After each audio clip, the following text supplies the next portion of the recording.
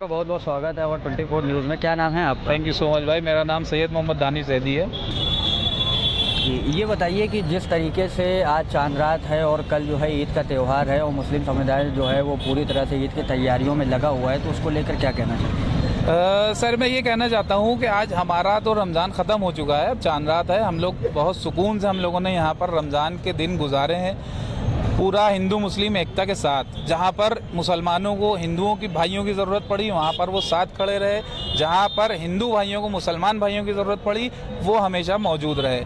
लेकिन अभी जैसा कि आप भी जानते होंगे कि इधर 2-4 दिन में कुछ ऐसी न्यूज़ आ रही है कि जैसे मेरठ में आपने देखा होगा कि कुछ मस्जिदों को लेकर, लगभग ज़्यादातर वहाँ की मस्जिदों को लेकर ये बात चल रही है कि सड़क पर नमाज़ पढ़ने को लेके काफ़ी विवादित बयान आ रहे हैं लोगों के। कई राजनेता ऐसे हैं जो अपने छोटे छोटे बयान दे रहे हैं। तो उस पर मैं ये कहना चाहता हूँ और सरकार से, यूपी सरकार से मैं ये गुजारिश करना चाहता हूँ कि हमारे पास मस्जिदें बहुत बड़ी बड़ी नहीं हैं ऑलरेडी और ना ही बहुत ज़्यादा हैं। तो अभी जो माहौल है मस्जिदों को लेकर या नमाज़ पढ़ने को लेकर है, पूरी रोड पे भी नहीं, हालांकि रोड नहीं ब्लॉक की जाती है, लेकिन ऐसा होता है कि थोड़ा सा बाहर हम सड़क तक आके नमाज अपनी अदा कर लेते हैं। कितना समय लगता है नमाज अदा होने में? मैक्सिमम अगर लगता होगा तो 25 से 30 मिनट। अच्छा, जिस तरह से भारतीय जनता पार्टी ये लगातार कहती चली आ रही है कि सबका साथ सबका विकास, सड़क पर नमाज नहीं होगी, यहाँ तक कि सड़क की बात आप एक किनारे रख दिए, यहाँ तक ये भी कहा जा रहा है कि लोग अपनी छतों पे खुले में नमाज नहीं पढ़ सकते, तो उसको लेके क्या कहना चाहते हैं? देखिए, हिंदुस्तान एक आज़ाद देश है और मेरे ख्याल से यूपी बहुत बड़ा राज्य है। वहाँ के मुखिया को, चीफ मिनिस्टर को मेरे हिसाब से ऐसी बात नहीं कहनी चाहिए किसी एक पक्ष को लेकर। कोई अगर नमाज अदा करने की वजह से किसी को दिक्कत हो रही हो, अपने घर में नमाज पढ़ने पे किसको पाबंदी हो सकती है, किसको दिक्कत हो सकती है, किसी को नहीं। भाई, आप और भी त्यौहार हैं, होली में पब्लिक सड़क पर आकर रंग खेलती है, नमाजी अपना रुक जाते हैं कि ठीक है वो रंग खेल लें, हम इधर से चले जाएंगे, दूसरे रास्ते से चले जाएंगे। तो ये इतना कोऑपरेशन होना चाहिए हिंदू मुसलमान भाइयों में। इसको लेके देखिए, जिस तरह से अभी होली का त्यौहार गुजरा है और होली के त्यौहार में आपने देखा होगा उस दिन जुमा के दिन भी था खास तौर से, तो उसमें आपने एक चीज़ नोटिस की होगी कि सोशल मीडिया पे भी लगातार गंगा जमुना तहजीब को लेकर बहुत ही अच्छी अच्छी वीडियो सामने आई हैं। उसके बाद इस तरह के निर्देश जारी करते हैं नमाज को लेकर, तो ये क्या, जिस तरह से विपक्ष इस बात को लेकर आवाज़ उठा रहा है और वो ये चीज़ कह रहा है कि भारतीय जनता पार्टी लगातार एक समुदाय को, एक मुस्लिम समुदाय को खाली टारगेट करने का काम करती है, तो क्या, कितने हद तक ये बात उनकी सही है? भाई, ये उनकी बात तो पूरी तरह से गलत है। हम मुसलमान भाइयों में इसी बात की तो नाराज़गी है कि हमारे जो मुख्यमंत्री हैं माननीय योगी आदित्यनाथ जी, उनको इस चीज़ के बारे में सोचना चाहिए था कि हम भी उन्हीं के ही प्रदेश में रह रहे हैं, तो उनको इस चीज़ का ख्याल रखना चाहिए था। नमाज अदा करना कोई गुनाह नहीं है, कोई गलत काम नहीं, किसी को नुकसान पहुंचाने का कोई काम नहीं होता इसमें कि हम किसी को तकलीफ पहुंचा रहे हो। तो इस बात का मेरे ख्याल से योगी आदित्यनाथ जी को ख्याल रखना चाहिए था। बाकी जो विपक्ष है वो जाहिर है उसको कुछ इन्होंने बोलने का एक दे दिया है कि आप इस पर बात करिए, तो अब वो भी कहीं ना कहीं उनके खिलाफ बातें कर रहे हैं। बाकी और भी कितने राजनेता हैं जो इस बयान को और मोड़ तोड़ के पेश कर रहे हैं, पब्लिक के बीच में फूट डालने का काम कर रहे हैं। सबका साथ सबका विकास होना चाहिए ज़मीन लेवल पे, ये नहीं कि सिर्फ कह कर पोस्टरबाजी करके सबका साथ सबका विकास चल रहा है, ऐसा नहीं होना चाहिए। जैसे वो हिंदू भाइयों के प्रोग्राम को करा रहे हैं वैसे ही मुस्लिम भाइयों के प्रोग्राम को भी वैसे ही जैसे पुराने समय से चलते चले आ रहे हैं वैसे ही होते रहना चाहिए। तो मेरी योगी आदित्यनाथ जी से यही गुजारिश है कि थोड़ा सा इस चीज़ का ख्याल रखें और नमाजियों को परेशान ना करें। अच्छा, जिस तरीके से आपने देखा है होगा कि अभी 19वीं रमज़ान गुजरी और 21वीं रमज़ान गुजरी, जो कि राजधानी लखनऊ के बहुत बड़े प्रोग्रामों में से आती है, उसमें पुलिस प्रशासन भी पूरी तरह से एक्टिव नज़र आ रहा था और उस पूरे जुलूस के ऊपर, चाहे वो 19वीं का जुलूस हो चाहे वो 21वीं का जुलूस हो, उस पूरे जुलूस के ऊपर ड्रोन कैमरे से भी निगाहें रखी जा रही थी। तो क्या नमाज़ पढ़ते वक्त क्या ड्रोन कैमरे से निगाहें प्रशासन को रखने में कोई समस्या आ रही है? उन्होंने ये बात कही कि जो है रोड पे नमाज पढ़ता अगर कोई भी शख्स पाया जाएगा तो उसके ऊपर कड़ी से कड़ी कार्रवाई की जाएगी और कार्रवाई करने के साथ साथ उसका लाइसेंस और उसका पासपोर्ट निरस्त कर दिया जाएगा। देखिए, ये मेरठ का एक ये मसला है कि जहाँ पर ये कहा गया है कुछ अधिकारियों की तरफ से कि अगर सड़क पर नमाज पढ़ते हुए कोई भी व्यक्ति पाया जाता है तो उसके लाइसेंस, चाहे वो गन का हो, चाहे पासपोर्ट हो, चाहे ड्राइविंग लाइसेंस हो, इस तरह के लाइसेंस रद्द कर दिए जाएंगे। तो वही मेरा कहना है कि पब्लिक को आप इस तरह से क्यों परेशान कर रहे हैं? अगर वो अपनी नमाज अदा कर रहे हैं, आप नमाज अदा करने दिए ना।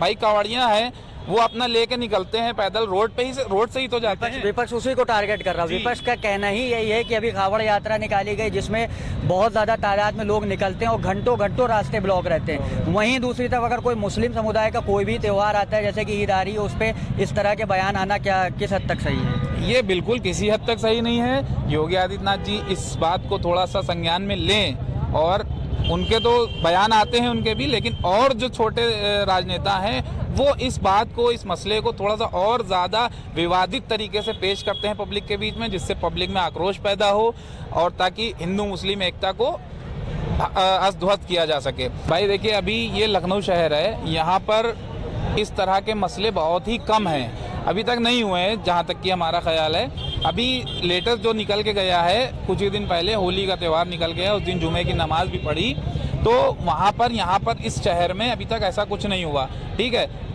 एक मुद्दा था कि 12 बजे तक नमाज होती सिर्फ 10 मिनट की, और होली का रंग जो खेला जाता है वो दोपहर के 12 बजे तक ही खेला जाता है। तो कई जगह पर ऐसा हुआ है कि नमाजियों ने अपनी नमाज का टाइम थोड़ा सा आगे बढ़ा लिया, और कई जगह पर ऐसा भी हुआ है कि जहाँ जुमे को भी यही हुआ है, जुमे को भी यही हुआ है। जी जी जी, कहीं पर ऐसा भी हुआ है कि हिंदू भाइयों ने भी थोड़ा सा नमाज का ख्याल रखते हुए उस रास्ते को मतलब डिस्टर्ब ना करके दूसरे रास्ते पर अपना रंग खेला, सब कुछ खेला कि उधर से नमाजी निकल जाएंगे, हम लोग इधर खेल लेंगे अपना।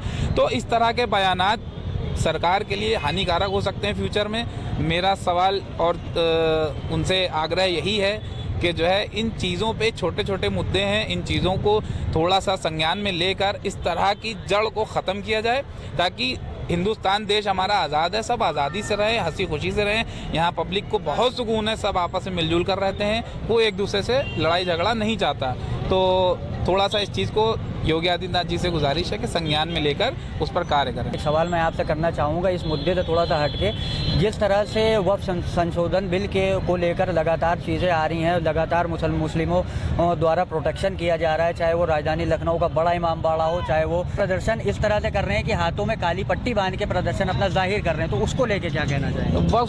वक्फ संशोधन बिल का हमारा उसमें जो है ये है कि वक्फ बिल में अगर ये पास करा लेते हैं या पास हो जाता है, तो उसमें भी सिर्फ और सिर्फ इनकी नज़र मुस्लिम्स प्रॉपर्टी पे है, मुस्लिम प्रॉपर्टी पे है, जहाँ पर ये पूरी तरह से मुस्लिम प्रॉपर्टी को अपने कब्जे में लेना चाहते हैं उस बिल के तहत। तभी ये उस बिल को लॉन्च कर रहे हैं कि किसी तरीके से हमको ये पावर मिल जाए कि हम इनके भी प्रॉपर्टी में हस्तक्षेप कर सकें, और उसका पूरा का पूरा नुकसान मुस्लिम कम्युनिटी को पहुंचेगा। तो फिर हमारी जो भी धरोहर है, पुरानी इमारतें हैं या मस्जिद इमाम बाड़े हैं, उस पर भी कहीं ना कहीं बहुत खतरा होगा। इसी बिल को लेके जिस तरह से जवाद साहब ने एक बयान दिया था, उन्होंने कहा था कि ये वक्फ संशोधन बिल नहीं है, ये सांप का बिल है, तो उसको लेकर क्या कहेंगे?